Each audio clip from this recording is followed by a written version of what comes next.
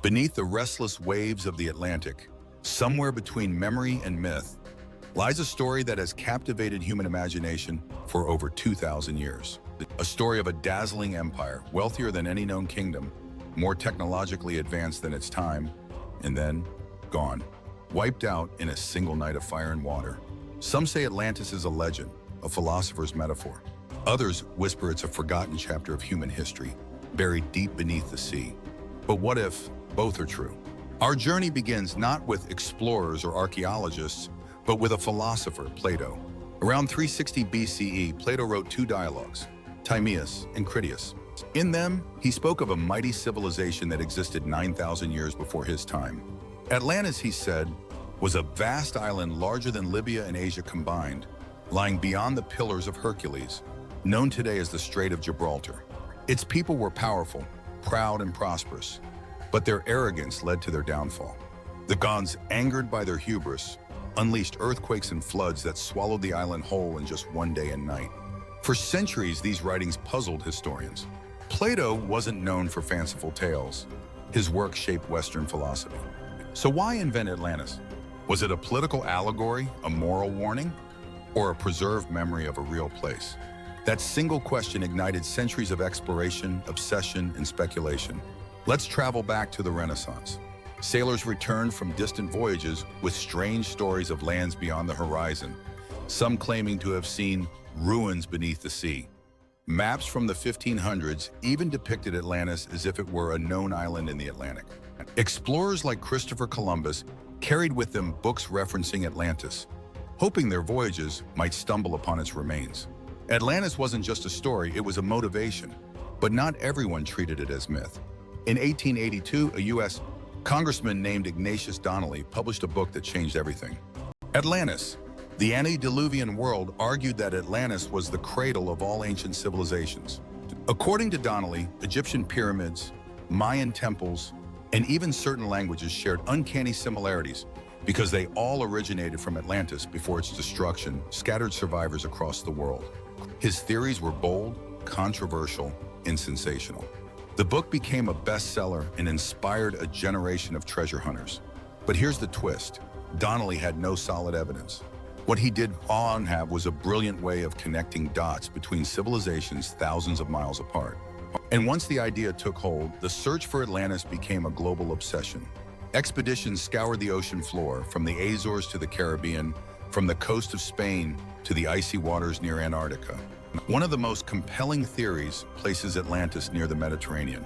In 1900, archaeologist Arthur Evans excavated the ruins of Knossos on Crete and uncovered the Minoan civilization, an advanced society with stunning architecture, plumbing, and trade networks.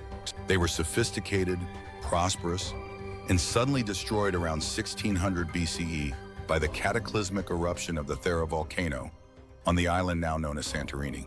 The eruption was one of the most powerful in human history, sending tsunamis hundreds of miles across the Aegean. Entire cities vanished overnight.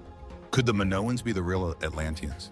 The timeline doesn't quite match Plato's 9,000 years, but some scholars argue Plato may have misinterpreted Egyptian records or used symbolic numbers to tell his tale. Yet other clues point elsewhere. In 2001, off the coast of India near the Gulf of Cambodge, sonar scans revealed submerged structures that appeared man-made, paved streets, walls, and even what some believe were remnants of temples. If confirmed, these ruins would predate the earliest known civilizations. Some enthusiasts rush to call it the Indian Atlantis, but skeptics caution that the formations could be natural, and evidence remains hotly debated. Meanwhile, in the Atlantic itself, near the Strait of Gibraltar, marine researchers using sophisticated scanning technology found mysterious rectangular formations on the seabed, eerily resembling a grid of streets. One set of coordinates, once shared on Google Earth, triggered a global frenzy. Was this Atlantis? Google later clarified the lines were from sonar mapping, not ancient streets. But for many, the seed of possibility was already planted. Perhaps the most tantalizing theory comes from southern Spain. In 2011, a team of researchers announced they'd found a buried city in the marshlands of Doñana National Park. Aerial photography revealed massive circular and rectangular patterns consistent with Plato's description of Atlantis's concentric rings. They propose that a powerful tsunami destroyed a once flourishing civilization here, later inspiring Egyptian priests to recount the story to Solon, Plato's ancestor. Could Atlantis have been hiding in plain sight, buried under mud and salt for millennia?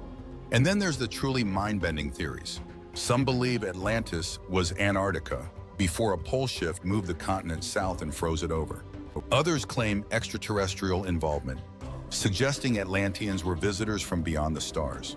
These ideas stretch the imagination, but they also show how deeply Atlantis stirs human curiosity.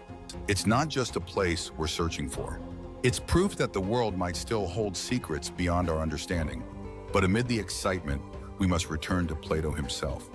His description of Atlantis wasn't simply historical. It carried moral weight. He wrote of a civilization corrupted by greed, whose military power outgrew its wisdom, leading to divine punishment. Whether Atlantis was real or symbolic, the message endures. Even the mightiest societies can fall overnight when arrogance blinds them to their vulnerabilities. Modern science continues the search, not with ships and compasses, but with satellite imaging, sonar scans, and underwater drones. Vast portions of the seafloor remain unexplored, holding potential clues to humanity's forgotten chapters. Could a city, or even remnants of one, still lie hidden under miles of ocean sediment, waiting to be rediscovered? The odds may seem slim, but history has a way of surprising us. After all, Troy was once considered a myth, until archaeologists found it exactly where legend said it would be. Atlantis may be myth, it may be memory, or it may be both, an echo of real civilizations whose stories merged over centuries into one unforgettable legend. And perhaps, one day, when the sea gives up its secrets, we'll finally know whether Plato's lost city was a work of genius fiction or a hidden truth lying just beneath the waves. Until then, Atlantis remains exactly where it has always been, between fact and fantasy, challenging us to keep searching, keep questioning, and never lose our sense of wonder.